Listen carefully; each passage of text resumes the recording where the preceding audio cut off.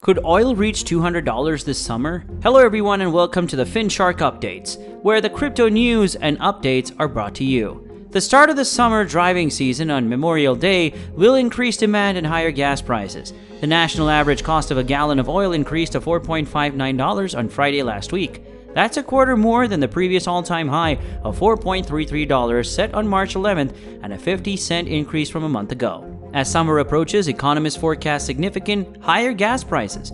According to a JP Morgan analysis, JP Morgan is a global leader in financial services offering solutions to the world's most important corporations, governments, and institutions. The national average might reach $6.20 per gallon by August. Currently, only California has surpassed the $6 mark, with the state averaging standing at $6.06. We brought you all you need to know about gasoline prices in this video, including how high they may go, what the White House is trying to turn things around, and how you can save money on petrol. Why gas prices are so high? The cost of crude oil from which gas is processed is closely related to gas price. Every $10 rise in the price of a barrel of crude adds nearly a quarter to the cost of a gallon of gasoline at the pump. President Joe Biden ordered a restriction on Russian oil imports as part of the ongoing sanctions related to the invasion of Ukraine. Even though the United States does not import much crude oil from Russia, oil is traded worldwide, and any ripple impacts prices worldwide. Last week, when European Union said that it was considering shutting off Russian oil, crude prices skyrocketed. One of the critical global oil benchmarks, West Texas Intermediate, broke beyond $110 per barrel. But according to Troy Vincent, senior market analyst at energy analysis firm DTN, the war in Ukraine isn't the only cause driving up oil prices. Oil demand fell during the epidemic, leading oil companies to cut production. Even though demand is approaching pre-pandemic levels, manufacturers are still cautious about boosting production. In April, OPEC fell 2.7 million barrels per day, under its target production increase. We've had a supply and demand imbalance for a long time, Vincent told CNET, and it will continue, whether or not this conflict is resolved, he added. Furthermore, gas stations have shifted to a more expensive summer blend of gasoline, which may add 7 to 10 cents per gallon. During the summer, gasoline gets reformulated to eliminate the evaporation excess in case of higher temperatures. How high will oil prices rise?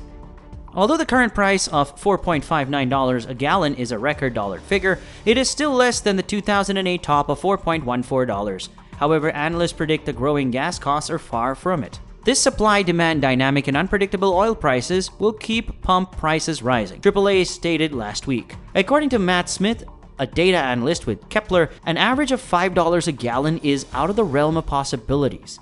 As long as oil prices remain triple digits, gasoline costs will remain high, Smith said. It's going to strike the pocketbook much harder. Los Angeles followed San Francisco in surpassing the $6 per gallon bar this week. For the first time, the average price of a gallon of gasoline in all 50 states exceeded $4.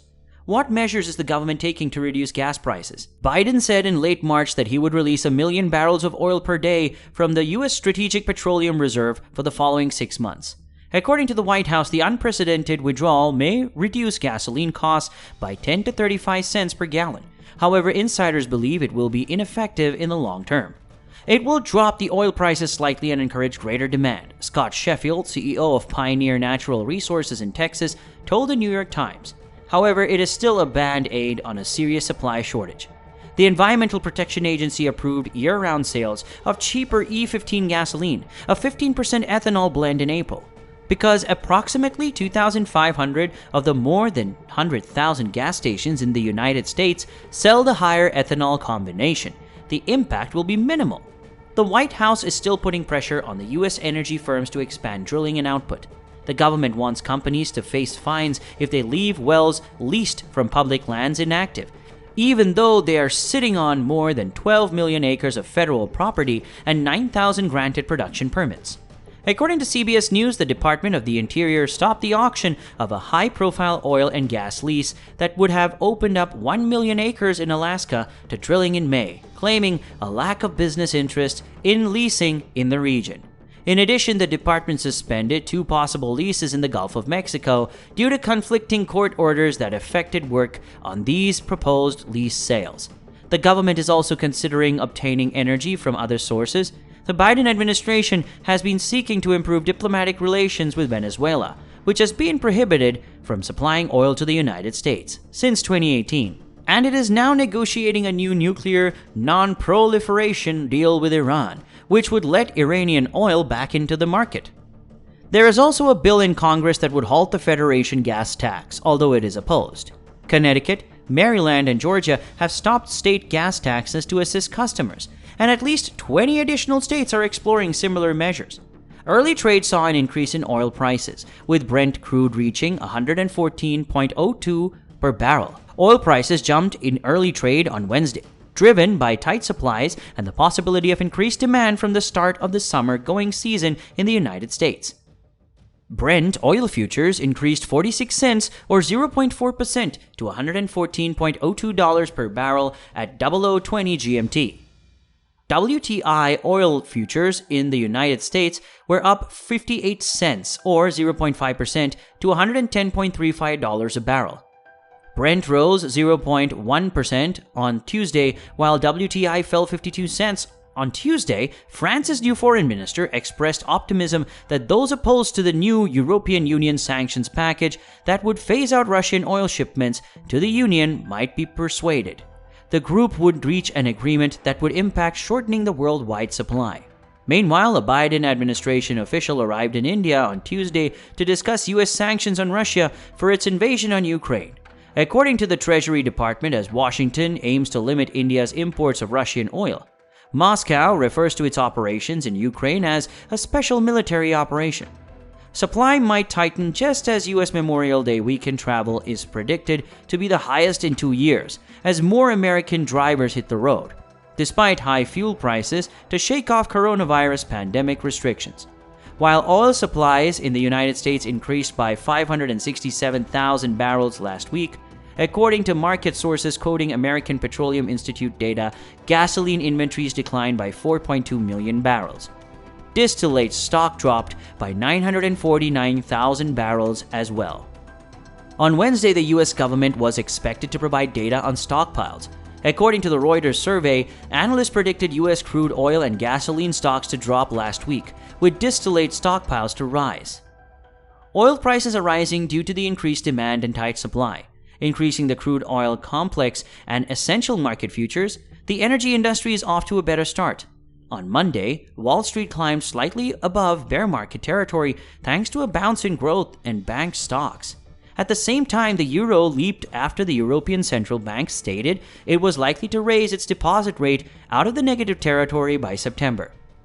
WTI and Brent crude oil are trading higher in early trade on predictions that demand would rise as we approach the height of the U.S. driving season and constrained supply. Markets also reacted to a slightly lower dollar, making crude more affordable to purchasers holding other currencies. Gasoline markets remain tight as we approach Memorial Day, the weekend that usually kicks off the driving season in the United States, which concludes on Labor Day.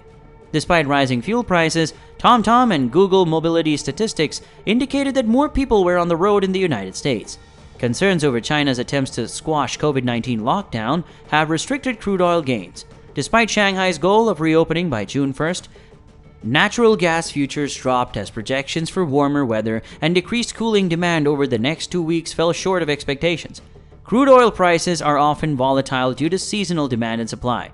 Most recently, the COVID-19 outbreak influenced crude prices by reducing demand. While the economy is recovering, global concerns continue to pressure oil prices. Future predictions by the EIA. According to the EIA, the U.S. Energy Information Administration, the nominal price of Brent crude oil will reach $66 per barrel by 2025. Global demand is expected to drive Brent prices to $89 per barrel by 2030. Prices are expected to reach $132 per barrel by 2040. The inexpensive oil sources will have been depleted, making extraction more expensive. Oil prices might get to $185 per barrel by 2050. The price of WTI per barrel is anticipated to climb to $64 by 2025, then $86 by 2030, $128 by 2040, and $178 by 2050. The EIA anticipates that demand for petroleum will level off as utilities shift to natural gas and renewable energy. It also predicts that the economy will expand at about 1.9% per year, while energy consumption will fall by 0.4%. Thank you for taking the time to watch this video. Don't forget to smash that like button and subscribe for more crypto, Web3, NFT, and finance videos.